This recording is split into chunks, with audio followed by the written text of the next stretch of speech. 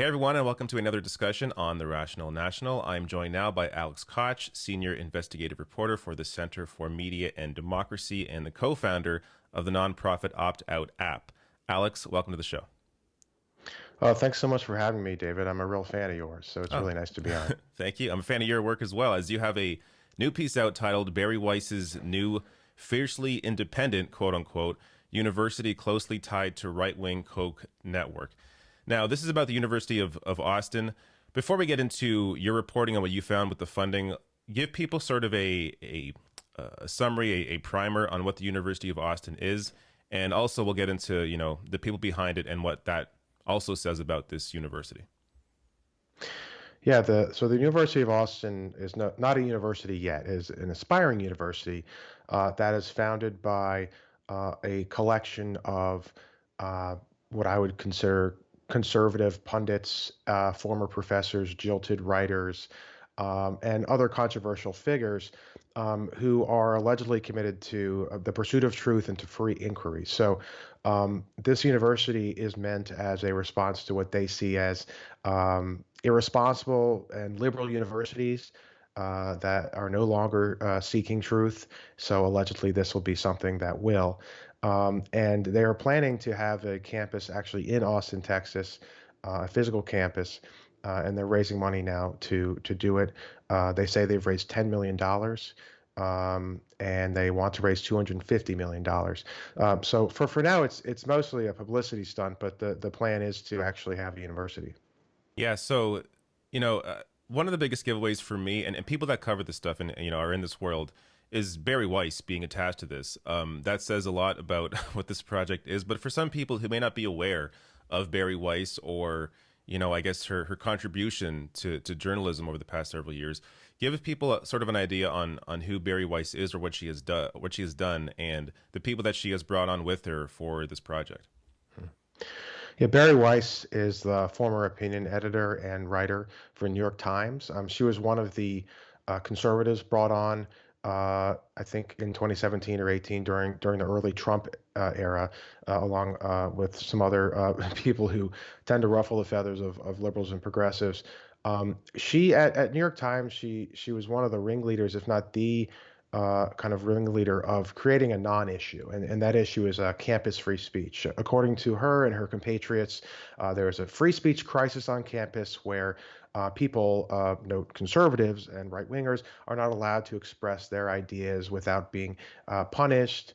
And so Weiss, along these lines, actually resigned from the Times to move to a newsletter on the Substack platform, which I'm pretty sure, like some others who have also fled their jobs for newsletter writing, is more lucrative than the job that she resigned from. So Weiss and some of these other compatriots, many of whom she's lent the pages of her newsletter to for their resignation letters from universities or from publications that they view as too liberal, are creating this university, which again is based on the false concept that there is some kind of free speech crisis in universities. And I just want to say it's very similar to the voter fraud myth that the Republicans have been spreading. The big lie of voter fraud is something that they have spent years concocting and convincing their followers that it is something to be concerned about when it's not statistically anything of significance. And now they're creating and passing laws that are meant to fix this fake problem of voter integrity by means of voter suppression. So it just reminds me, and those circles are overlapping, as you'll see in my reporting, the Republican politics and this organization. Yeah, and what's so deceiving about this entire project and Bari Weiss is they try to present themselves as these rational actors, these people who, they're not conservatives, they don't like Donald Trump, but they're doing the right thing. We're standing up for free speech. We're not conservative, but we still see how the left is going crazy, as they say, and how there's all this hoopla over issues on campus about free speech. When, I mean, as you point out, this is not really an issue, but they've made it into an issue. Now, can you pick out certain things here or there where there have been issues or problems, disagreements on campus about the ability for certain people to speak or whatnot? Sure, those examples exist, but to try and act like this is this major, this major issue that we all need to focus on, and because of that we have to create this new university out of it, it's a little ridiculous. And that's where we get into you're reporting on this and the funding, which really goes to show you what this is all about. So, what did your reporting find in terms of who is behind funding this effort for the University of Austin? So the only known donor is a guy named Joe Lonsdale, who's a venture capitalist. He co-founded the big data company Palantir with right-wing political donor Peter Thiel. So this is a wealthy, fairly young guy who has given an unknown amount to the university. The founding president, Pano Canellis, says they raised 10 million. So I'm guessing a lot of that is, if not all of it, is from Joe Lonsdale or one of his nonprofits. The fiscal sponsor, which means an organization that is a charitable nonprofit that acts as sort of a go-between, so donors can give tax deductible amounts to groups like University of Austin that have not yet received their charitable tax status, right?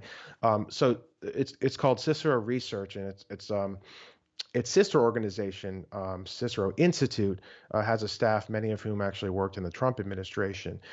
So if you're looking at the insiders who work with Lonsdale on policy, it is people who worked for Trump and some of whom have connections to Charles Koch's political network as well.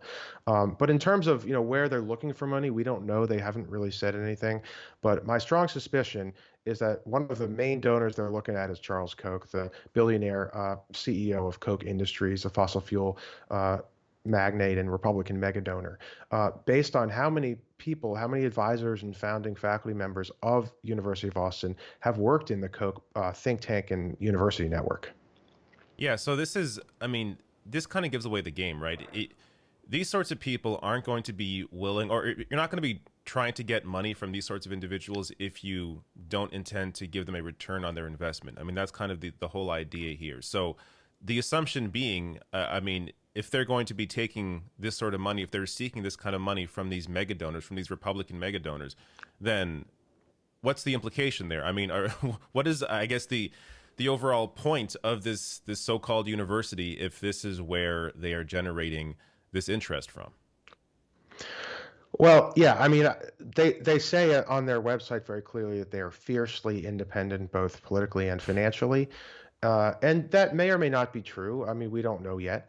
But if they are, as I suspect, looking towards the same kinds of people that their ideas appeal to, which are a lot of these kind of libertarian billionaire types who have been fighting liberals on campus for generations, frankly, in terms of Charles Koch. He's been funding ideological university programs at George Mason University and hundreds more that focus on free market economics, which until recent decades was very radical. But due to his philanthropy, starting with the University of Chicago, the Chicago School of Economists, he has converted what was radical economic theory and policy into kind of almost mainstream conservative thought. So if they're seeking money from someone like Koch, I'm sure Peter Thiel is on the list. He's a big Trump supporter and a Trump donor and a government contractor.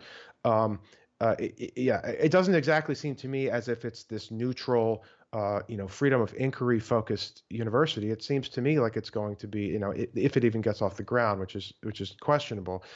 It's going to be a university that is dedicated to conservative ideologies, which many of these people seem to share and have kind of been paid to transmit to the public at some of these think tanks that Charles Koch funds.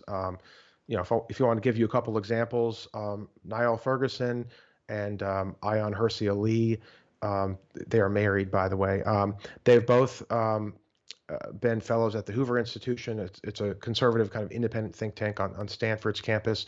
Ayan Hersey Ali, who is known as quite a bigoted anti-Muslim, an ex-Muslim herself, is an adjunct scholar at the American Enterprise Institute, another right-wing think tank funded by Koch. There's a Brown professor named Glenn Laurie, who's also a research fellow at the Manhattan Institute. That's Koch funded. Arthur Brooks, the former president of the American Enterprise Institute. Tyler Cowen, the chairman and faculty director of the Mercatus Center, which is another private nonprofit on the campus of George Mason University, one of the biggest recipients of Koch's money over decades, tens of millions of dollars, if not hundreds. These are some of the faculty, fellows, and advisors who have come on to the team just in this initial stage. And I will say, uh, just to add here, that two advisors have already resigned within about a week of the announcement of this university, which was on Bari Weiss's Substack. The controversial professor Steven Pinker at Harvard, and then Robert Zimmer, who's the chancellor of the University of Chicago, both resigned. It sounded like they didn't really the university's statements were they felt were kind of like attributed to them in a way, and they weren't comfortable with some of the statements they were making, because these are people at mainstream universities who support those universities, and the people like Weiss and others who have founded University of Austin are saying that all these universities are have lost their way, and we need this truth telling independent university of Substack bloggers to correct the record. Yeah, and it's so disingenuous because they try to present themselves as being something different. They're the true voice of reason. Meanwhile, the people that are connected to them are just a bunch of think tankers that are in conservative networks. Like, there's not anything new. But this is what conservatism often tries to do. It tries to rebrand itself every decade, and ultimately it's the exact same message. It's all about protecting the wealthy, protecting massive corporations, while while focusing highly on cultural issues as a distraction. And this appears to be largely what this project appears to be about as well. So I'll link to your article below the video, and your Twitter account as well. But let's also, before we go here, let's talk about the opt-out app. So this is a app that you co-founded. I'm a part of it as well. So do you want to discuss it and kind of what the objective with this app is? Absolutely. I'm so glad you brought that up. Opt Out is the app, which is the main product of the Opt Out Media Foundation, which is a nonprofit charity that I founded with my co-founder Walker Bragman, another independent journalist who writes for the Daily Poster, which is also part of Opt Out. Our goal has been to create a platform, a media ecosystem that is completely free of corporate media narratives.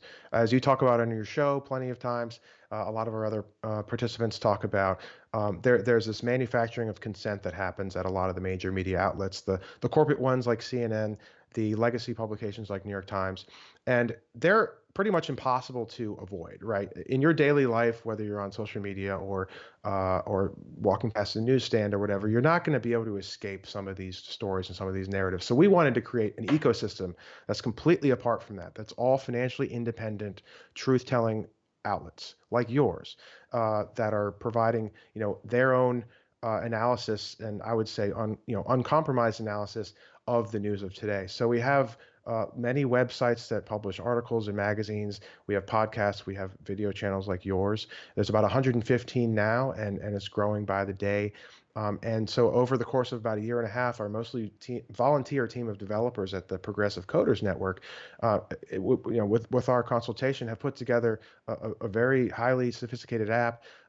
It's in beta right now for iPhone and iPad. So the iOS version is available for beta. We'll put the link here in the show if you don't mind. Yep. So you can download it and give us feedback, because we're looking for feedback for ways to improve it. The plan is to launch it in January on the Apple Store, and shortly after for Android as well. Yeah, it's fantastic. I've been using it in beta right now, and it really is it's refreshing to scroll through there and not see the usual outlets that are usually promoted up, but a lot of there's a lot of variety, of course. A lot of people are on there, but it's still, these are people that are dedicated to their work and are objective, and also offer their own personality as well to the topics and conversations. So it's a fantastic app. I'll link to, as Alex said, a link to the beta below the video, so you can join it and check it out.